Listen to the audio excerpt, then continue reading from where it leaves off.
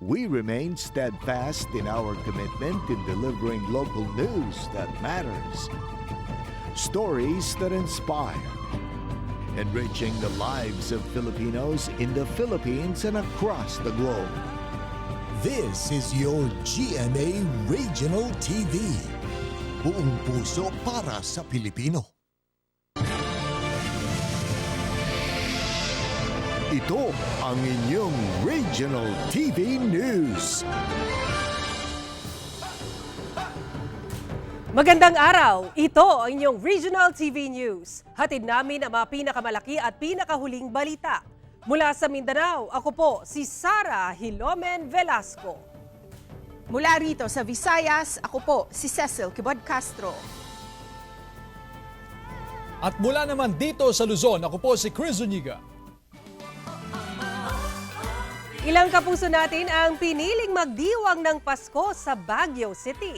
Samantala, Cannon Road binuksan na sa mga motorista. Alamin natin ang detalye sa report ni Joan Ponsoy ng GMA Regional TV 1 North Central Luzon live mula sa Baguio City. Joan!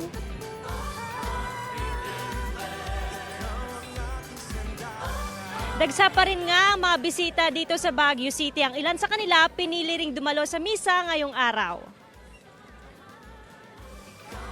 Punuan pa rin ng mga bisita mga tourist destinations dito sa Baguio City. Sinusulit ng mga bakasyonista ang long holiday para makapamasyal sa mga pamosong parke dito sa lungsod. Ayon sa Baguio City Tourism Office, aabot sa mahigit 100,000 turista ang kanilang may tatala simula pa kahapon hanggang bukas. Dahil sa dami ng mga bisita, ramdam ang traffic sa lungsod. Samantala, ngayong araw ng Pasko, marami rin ang dumalo sa misa sa Baguio Cathedral. Ilan sa kanila kaninang madaling araw lang dumating at dumiretso na sa simbahan para magpasalamat sa mga biyayang natatanggap. Pagkatapos nito, saka naman sila mamamasyal. Simula rin kahapon, binuksan na sa mga motorista ang Cannon Road. Mas mabilis na ang biyahe, lalo na ang mga galing south. Binuksan ang Cannon Road para maibsan din ang traffic congestion sa mga pangunahing daanan paakyat ng Baguio. Samantala, mananatiling bukas nga ang Cannon Road hanggang sa January 13, 2024. Kumpara naman kahapon ay mas okay na o nalimit na itong bilangan ng mga sasakyan sa Central Business District. Ayon na rin sa otoridad, posible raw na mas pinili na ng ilan, especially itong mga residente, na manatili na lamang sa kanilang mga bahay ngayong araw ng Pasko. Alright, maraming salamat at maligayang Pasko sa inyo, Joan Ponsoy ng GMA Regional TV 1 North Central Luzon. Pauwi sa mga probinsya sa Pasko, naging pahirapan dahil sa punuan ng mga biyahe ng barko palabas ng Cebu. Ang detalye sa ulat ni Femery Dumabok ng GMA Regional TV, Balitang Bisdak. Isa sa hindi na nakauwi sa Antique Iloilo ngayong Pasko ang 23 anyos na si Michael Angelo Giliwa. Ito'y dahil naubusan na siya ng tiket sa barko. Sa darating ng Biyernes, December 29, na siya makakauwi sa kanyang pamilya. Wala na. By schedule mo na ila biyahe. Wala na biyahe, palibok na ito. Wala na pag-asa mo kaulian eh. Samantala, 2 pamilya ang natulog sa harap na ng ticketing office at nagbabasakaling makakuha pa ng tiket papuntang Mindanao. Punuan na rin ang mga biyahe. Subalit ayon sa pamilya, may mga lumalapit sa kanila na scalper na nagbebenta ng tiket pa Mindanao sa halagang 3,000 pesos o doble sa original na presyo ng tiket. Mahal mo ang pamasahe nila, ma'am. Mahal naman nilang pangayo, good ma'am. Tag 3K, 2.5. Dili, wala na diha sa ticketing, pulibok na daw. Ito rin ang sitwasyon ng isang lola na kasama ang kanyang asawa at 3 apo na pauwi sa Surigao del Norte. Siling pag-abot din nila, siling nila ako nung pulibok na. Siling ko, mapaano na lang ko, bahala na bisan mahal-mahal, at least makalakat kami pa uli. Kaya di naman inamon mabalik ang amon mga dala. Pulibok pero lisod naman. Di nga makakuha man sila ticket kung kaluyan to karon. Ato nagpakwan ko to ticket. Paalala ng Cebu Port Authority sa mga pasahero na huwag tangkilikin ang mga scalper at agad silang i-report sa Maritime Industry Authority na nagre-regulate sa shipping companies. Base sa monitoring ng CPA, simula December 15 hanggang December 21, nasa mahigit 120,000 pasahero na ang bumiyahe palabas ng mga pantalan at nasa mahigit 112,000 na ang mga dumating na pasahero sa iba't ibang pantalan sa Cebu. Mula sa GMA Regional TV Balitang Bisdak, Femery Dumabok, nagbabalita para sa GMA Integrated News. Iba yung pag-iingat ang babala sa mga bibiyahe ngayong holiday season matapos na masawi ang 5 katao nang sumalpok sa trailer truck ang sinasakyang AUV sa Santo Tomas City, Batangas. Ayon sa PNP, posibleng nakatulog ang driver ng AUV kaya napunta sa kabilang linya ng kalsada. Tutukan sa report ni Paul Hernandez ng GMA Regional TV Balitang Southern Tagalog.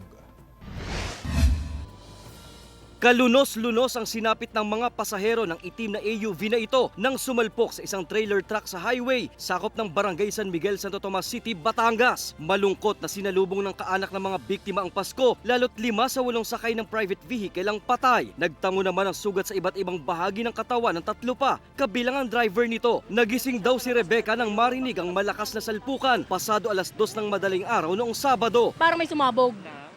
Parang bombang may sumabog. Parang bomba talaga, ibang boom, parang ganun. Napalabas mo kami. Kasi ibang tunog siya eh. Sa investigasyon ng Santo Tomas City Police, galing sa okasyon sa Samar ang private vehicle at pauwi na sana sa Nueva Ecija. Lumihis daw ng linya ang kotse. Tiyempo namang kasalubong sa kabilang lane ng truck. Based sa initial na information na nakuha namin dun sa survivor, sir, parang naramdaman na nila, sir, na nakakatulog yung driver. Kaya po, yun, sir, yung nakikita naming dahilan kung bakit napapunta siya sa lane ng opposite na lane po. Hawak ngayon ng pulisya ang driver ng truck na isinailalim sa medical examination. Ang mga kaanak ng mga nasawing pasahero tumangging magbigay ng pahayag sa GMA Regional TV Balitang Southern Tagalog. Sinisika pa na mahinga ng pahayag ang driver ng AUV at truck. Tinitingnan pa rin po namin yung mga available ng CCTVs dun sa area, sir, para ma-establish natin, sir, yung makorroborate natin at the same time manigate natin kung meron mga hindi tama dun sa mga statement na makukuha natin, sir. Paalala ng pulisyang magdoble ingat sa pagmamaneho. Patuloy na gumugulong ang investigasyon sa insidente. Mula sa GMA Regional TV Balitang Southern Tagalog, Paul Hernandez nagbabalita para sa GMA Integrated News. Sa Davao City, patay ang isang babae at isang senior citizen matapos mabangga ng isang military truck sa isang palengke sa lungsod. Ang sibilyan na pumuslit at nagmaneho sa truck, nasa kustodiya na ng pulisya. Kuha ito sa Pichon Street sa Bangkaran Public Market, Davao City kahapon ng umaga, bisperas ng Pasko. Isang military truck ang mabilis na umabante, dumiretso at bumangga sa ilang nag-aabang ng masasakyan na ang iba pumailalim pa sa sasakyan. Dead on the spot ang 63 anyos na si Jaime Cole at 34 anyos na si Rosel Luna Haspe. Sugatan naman ang 3 naghihintay lang ng masasakyan. Napinsala naman ang isang motorsiklo at SUV. Sa paunang pahayag ng pulisya, iniwan umano ng driver na si Private First Class Patrick Trumata ang military truck na bukas ang makina habang umiihi ito. Pero ayon kay Trumata, bumaba siya upang tingnan kung nakababa na ang mga kasamahan niya sa likod. Nang biglang pinaandar ni Crenenandi Rodriguez Cadiente ang truck na ayon sa pulisya ay isang tambay doon. Naharap siya sa mga reklamong reckless imprudence resulting in homicide, physical injury at damage to property. Posible ring maharap sa kasong administratibo ang driver ng military truck kung mapatutunayang nagpabaya siya. Inako ng Task Force Davao ng militar ang nangyari at humingi ng kapatawaran sa mga kaanak ng mga biktima. Nagpaabot naman ng pakikiramay ang Davao City LGU at nangakong tutulong sa mga gastusin ng mga naulila. Sinusubukan pang kuhanan ng GMA Regional TV 1 Mindanao na pahayag ang sospek na kasalukuyang nakakulong sa San Pedro Police Station. 4 na kabahayan ang totally gutted at 2 ang partially damaged sa sunog na sumiklab sa Barangay 1, Bacolod City, Sabado ng hapon. Mabilis na kumalat ang apoy dahil karamihan sa mga bahay ay gawa sa light materials. Ayon sa Bacolod City Fire, nagmula ang apoy sa kusina ng isang nirerentahang bahay sa lugar na sanhi ng sumabog na butane canister na ginamit sa pagluluto. Mahigit 1 oras bago naapula ang sunog na nag-iwan ng mahigit 100,000 pesos na danyos. Kasalukuyang nananatili sa evacuation center ang 6 na pamilyang nasunugan ng bahay. Samantala, nagpaalala naman ang BFP sa publiko na iwasan ang paggamit ng butane canister sa pagluluto, lalo na sa loob ng bahay. Nagamit lang nila pang cooking out. Usually, butane ang ulo, repilan nila LPG, hindi na pwede. Kaya tadi kung butane na kailangan man na yung canister sa butane, lain man nga kay LPG, no? Samantala, agaw pansin ang lalaking nagbebenta ng taho na naka-Santa Claus costume sa Cebu City. Siya si Arturo Impas na taga Pardo, Cebu City. Para maiba sa mga kasamahan niya, nagbebenta ng taho sa labas ng Archdiocesan Shrine of Our Lady of Guadalupe sa Cebu City. Naisipan ni Impas na magsuot ng Santa Claus costume, bagay na kinagiliwan ng mga mamimili. Mahigit 7 taon na siyang nagbebenta ng taho sa iba't ibang lugar sa lungsod. Ito na ang kanyang pangunahing pinagkakakitaan nang magtapos siya ng high school. Hindi naman nabigo si Impas dahil marami sa netizens ang natuwa sa kanyang gimmick. Maliban sa bumibili, may mga nagpapa-picture din sa kanya. Ngayong Pasko, ano kaya ang kanyang mahihiling? Good health ra gid mo. Pagilain. Ito ang inyong Regional TV News. Biyahe ng tren mula Naga City, Camarines Sur patungong Legazpi City, Albay, vice versa, balik operasyon na mula ngayong Miyerkules, December 27. Si Chris Novello ng GMA Regional TV, Balitang Bicolandia para sa detalye. Matapos ang halos 6 na taon, magbabalik na ang operasyon ng tren ng Philippine National Railway sa rutang Naga City, Camarines Sur, Legazpi City, Albay, vice versa. Ayon sa PNR, 1 taon din nilang pinaghandaan ang naturang biyahe mula sa pagsasaayos ng mga tulay, release ng tren at ng clearing operation sa kanilang right-of-way. Nitong mga nakaraang araw, una na nagsagawa ng test run sa locomotive engine ang PNR para sa seguridad ng mga pasahero. Nang matiyak na handaan na ang lahat, pwede nang bumiyahe sa tren ang mga pasahero para sa naturang ruta simula December 27. Hindi ko gano'ng kadali kasi unang-una, matagal na ho natin hindi nagagamit yan para ayusin ulit ho yan. First, we have to be able to secure the materials, and second, marami hong trabaho tayong ginawa, lalo na ho yung mga pagpapatulan. May 4 na biyahe bawat araw para sa naturang ruta kung saan dadaanan nito ang nasa 11 bayan at lungsod sa mga probinsya ng Camarines Sur at Albay. Aabot din sa 15 hanggang 155 pesos ang pasahe, depende kung saang train station patungo ang isang pasahero. Malaking bagay naman daw ito sa mga pasahero dahil mas marami ng masasakyan papasok o palabas ng Albay at Camarines Sur. May times po kasi na may binibili po kami sa Legazpi na need pa mag-bus at mag-jeep or mag-van. Tapos very convenient po siya kasi mura na po, affordable. Maliban dito, malaki rin daw ang maitutulong nito sa ekonomiya ng rehiyon. Merong commerce and trade sa Riles po, pati ho yung mga gamit ho natin, yung mga produkto natin, ay pwede nang isunod ang freight train. So, pagka sinunod ho natin na pwede nang ikarga dito yung mga produkto natin, mga bagahe natin, ang mangyayari po, ang halaga ho ng ating mga produkto, mga binebenta ho, ay mababawasan ang freight cost na by 30%. Mula sa GMA Regional TV Balitang Bicolandia, Chris Novello, nagbabalita para sa GMA Integrated News. Mga residente sa bayan ng Milaor, Camarines Sur, reklamo ang marumi at pawala-walang supply ng tubig. Water supplier sa lugar tiniyak na aaksyonan ang problema. Ang detalye sa report ni Chris Novello ng GMA Regional TV Balitang Bicolandia. Kung dati ay sa Milaor Water Corporation nagmumula ang supply ng tubig ng mga residente sa bayan ng Milaor, Camarines Sur, sa ngayon, deep well o balon na ang pinagkukuhanan ng tubig ng ilan sa mga ito dahil ang ilang residente nagdesisyon ng ipaputol ang kanilang linya ng tubig mula sa naturang water supplier dahil sa halip na makatulong. Problema pa raw ang dala nito sa kanila dahil sa maruming tubig na lumalabas sa mga gripo. Minsan naman, wala talagang supply ng tubig. Ang tubig po kan na-fix sa moya, pig supply, dahil po mapakinabangan bukod sa maati na, wara-wara pa. Ayon sa pamunuan ng Milaor Water Corporation, luma na raw ang mga tubo na dinadaanan ng tubig patungo sa mga kabahayan kaya kinakailangan talagang mapalitan. Tiniyak naman ng tanggapan na ginagawa nila ang lahat ng makakaya para masolusyonan ang problema lalo na ngayong holiday season. Kabilang na rito ang paglalagay ng dagdag na pumping stations. So ngayon operating na siya, then electric powered na din siya. So 24 hours na yung tubig natin dyan. So as of now, ang functioning natin na pumping station is 2. And then yung isa natin, nakareserba siya. If ever na magkakaroon ng problema, yun ang gagamitin natin. Samantala, nakatutok din daw ang LGU Milaor para matiyak na matutuldukan na ang naturang problema.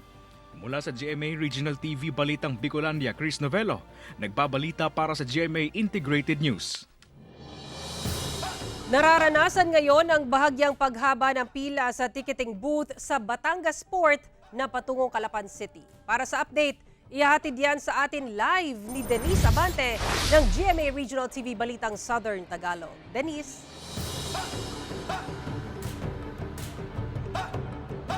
Sara, iisa lamang kasing shipping line ang nakapag-i-issue ng vessel ticket patungong Calapan City kaya bahagyang nakaranas ng mahabang pila kanina sa ticketing booth. Maluwag ang arrival at waiting area sa labas ng passenger terminal building sa labas ng Batangas Port. Pailan-ilan na lamang ang pasaherong pumapasok sa loob ng PTB. Sa loob naman, bahagyang nakaranas ng mahabang pila sa ticketing booth ng isang shipping line patungong Calapan City mag-aalas 8 ng umaga kanina. Naghihintay pa raw kasi ng schedule ng barko ang isang shipping line patungong Calapan City kaya hindi pa sila makapagbigay ng ticket. Oras naman daw na magkaroon ng barko ay maaari na silang mag-issue ng ticket sa mga pasahero.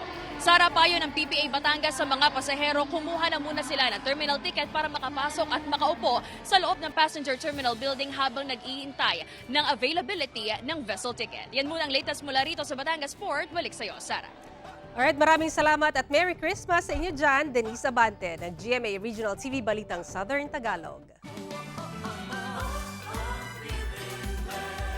Giant Christmas tree at tunnel of lights atraksyon sa Ligao City, Albay habang mga parol na gawa naman sa indigenous at recyclable materials ipinarada sa Virac, Catanduanes. Silipin sa report ni Jessica Kalinog ng GMA Regional TV Balitang Bicolandia.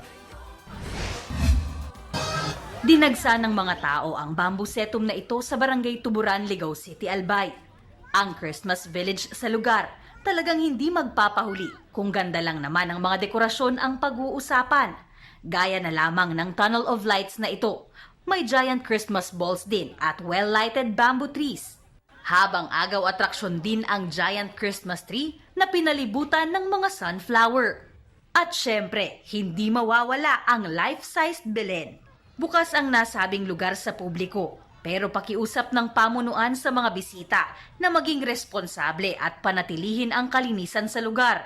Ramdam na ramdam po. Kaya napapasyal po talaga kahit malayo. Fit na fit po siya for social media. Pag yung sa teens po, pwede po siyang gawing pang my days ng mga students and teenager. Agaw atensyon naman ang iba't ibang disenyo ng mga parol na ipinarada sa bayan ng Virac, Catanduanes. Gawa ang mga parol na ito sa indigenous materials, gaya ng abaka, baon ng nyog, mga dahon at iba pa. Mayroon ding inihalong konting plastics o recycled materials. Ang naturang aktibidad ay taunan ng ginagawa sa naturang bayan. Mayroon ding naghihintay na papremyo sa may pinakamagandang disenyo. Ito ay napakagandang konsepto kasi pinapakita dito yung spirit ng Christmas. Secondly, ito ay isang avenue para maipakita yung creativity ng mga Katandunganons. Mula sa GMA Regional TV Balitang Bicolandia, Jessica Kalinog, nagbabalita para sa GMA Integrated News. Ilang Kapuso stars nag-enjoy sa kanilang river cruise experience sa probinsya ng Antique at nagbigay dagdag ningning pa sa coronation night ng Linay Kang Antique. Tunghayan sa report ni Eileen Pedreso ng GMA Regional TV 1 Western Visayas. Preskong hangin at magagandang tanawin sa tabi ng ilog. Ito ang ini-enjoy ng Kapuso stars na sina Kelvin Miranda, Kokoy De Santos, Prince Clemente, Rahil Beria, at Kyle at Vico Gueco sa kanilang river cruise adventure sa bayan ng Hamtik sa Antique. Sakay ng bahay na balsa, binaybay nila ang Malandog River. Siyempre sa ganitong klaseng trip, hindi mawawala ang masasarap na pagkain.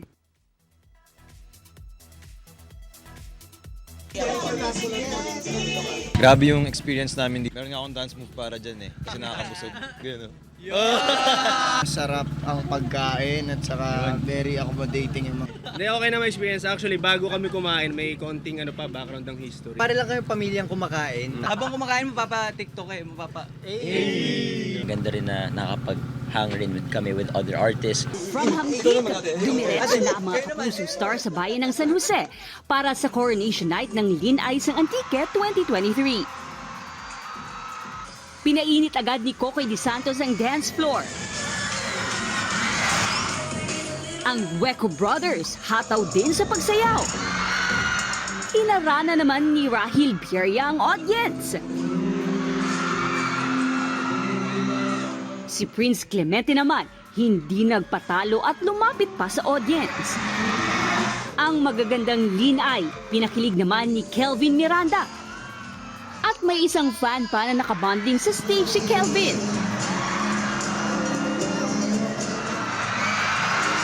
Kinoronahan bilang Lin Ay ng Antique 2023 si Michelle Ann Juanitas na pambato ng bayan ng Barbaza. Ang naturang pageant ay bahagi pa rin ng Binirayan Festival 2023 ng probinsya ng Antique. Mula sa GMA Regional TV, One Western Visayas, Eileen Pedreso, nagbabalita para sa GMA Integrated News. Dinagsa ng mga debotong Katoliko ang mga simbahan sa iba't ibang bahagi ng bansa sa pagsalubong sa araw ng Pasko. Kanya-kanya naman ang paraan ng pagdiriwang ng Pasko ng mga magkakaanak at magkakabarkada. Pero may iba na sa mga terminal na nagpasko. Narito ang report. Sa Baguio City, pinili ng ilan na magdiwang ng Pasko. Ang iba, galing pa sa ibang probinsya. Susulitin daw nila ang bakasyon ngayong malamig ang temperatura sa City of Pines. Kahapon December 24, binuksan na rin ang Cannon Road sa mga motorista. Dahil sa dami ng bisita sa Baguio City, ramdam ang mabigat na daloy ng trapiko.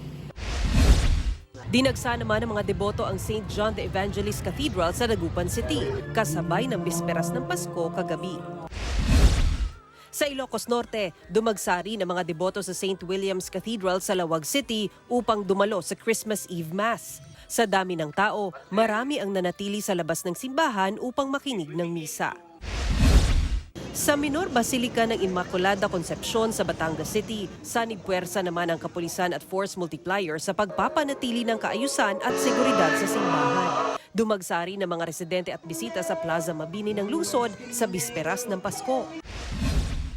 2 oras bago magsimula ang huling misa de Gallo sa Santa Ana Parish sa Molo, Iloilo City, dagsa na ang tao sa plaza pa lang. Kung may ibang piniling mag-relax muna kasama ang barkada habang naghihintay sa misa, may ilan namang pumasok na sa simbahan para manood ng Christmas presentation na handog ng mga choral group ng parokya. Sa Santa Maria Parish Church naman, maagang sinimulan ang misa para makauwi at maaga ding makapag-Noche Buena ang mga nagsimba. Sa Bacolod City naman, may iba't ibang pakulo ang kada pamilya para mag-celebrate ng Pasko. May maagang naghanda ng Noche Buena, mayroon ding pa-wishlist at may games para sa mga bata. Iba't ibang street parties naman ang sinet up sa Cebu City, bisperas pa lang ng Pasko. Pagsapit ng hating gabi, nagsilabasan ng mga residente para makiparty at makisaya. Samantala, napuno naman ang Cebu Metropolitan Cathedral sa mga Katolikong dumalo sa Christmas Vigil Mass. Sa General Santos City, dumagsa ang mga residente sa Our Lady of Peace and Good Voyage Parish para sa simbang gabi. May ilang nagbonding sa nagniningning na Christmas decorations sa City Hall at Plaza General Santos. Larong Pinoy naman ang kinaaliwan ng mga residente ng Barangay Bula sa bisperas ng Pasko. At kinumpleto ng fireworks display at iba't ibang paputok ang Christmas experience ng mga taga-Gensan. Sa St. Augustine Metropolitan Cathedral Church sa Cagayan de Oro City naman, dumalo ng misa ang ilang Cagayanon. Bantay sarado naman ng kapulisan at kasundaluhan ang palibot ng simbahan. Kasama din nila ang mga force multiplier upang mapanatili ang kaayusan sa simbahan. Ipinatutupad din ang one entrance, one exit policy. Pagsapit ng alas 12 ng hating gabi, kapansin-pansin naman ang madalang na paputok sa paligid. Sa Zamboanga City, nagsagawa naman ng pahalik sa imahe ng Batang Hesukristo sa misa sa Holy Trinity Parish sa Barangay Pasunangka. Sinalubong naman ng iba ang araw ng Pasko sa plaza sa Zamboanga Integrated Bus Terminal sa Barangay Divisoria, kung saan may rides na kinaaliwan ng mga Zamboangenyo. Dumagsari ng mga debotong Katoliko sa San Pedro Cathedral sa Davao City para sa huling simbang gabi bago ang araw ng Pasko. Sa whole season of Advent, it is coming. Moabot yung Ginoo, and Advent also is a time for us to prepare for His coming. Ang ilan naman ay namasyal sa naggagandahang Christmas decoration sa Davao City Hall. Pero may ilan na kagabi pa lang ay pumila na sa Central Park sa Bangal upang tumanggap ng pamasko mula kay dating Pangulong Rodrigo Duterte sa tahanan nito.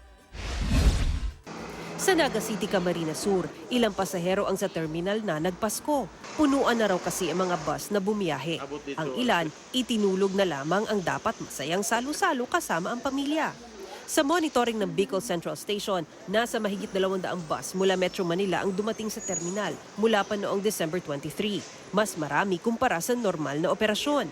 Fully booked naman ang mga biyahe sa kanilang regular schedule mula December 20 to 26 at January 1 to 3. Nasa 10 extra buses naman ang kanilang inihahanda sa pagbabalik ng mga biyahero sa Metro Manila. Mula sa GMA Regional TV 1 Mindanao, Sara Hilomen Velasco, nagbabalita para sa GMA Integrated News. Bago po kami magtapos, nais po na, mula sa bumubuo po ng GMA Regional TV, nais po namin kayong batiin ng maligayang Pasko, mga kapuso. Samantala, mapapanood niyo po ang episode na ito sa official website ng GMA Regional TV. Pwede rin kayong bumisita sa aming official YouTube channel, GMA Regional TV, at i-click ang subscribe button para sa pinakamaiinit na balita mula sa mga rehiyon. Nais naming pasalamatan ang mga kapuso sa iba't ibang panig ng Pilipinas, maging ang mga kapuso natin abroad. Dahil sa GMA Regional TV, local news matters. Kami ang Regional TV News, buong pwersa para sa mas malaking misyon at mas malawak na paglilingkod sa bayan.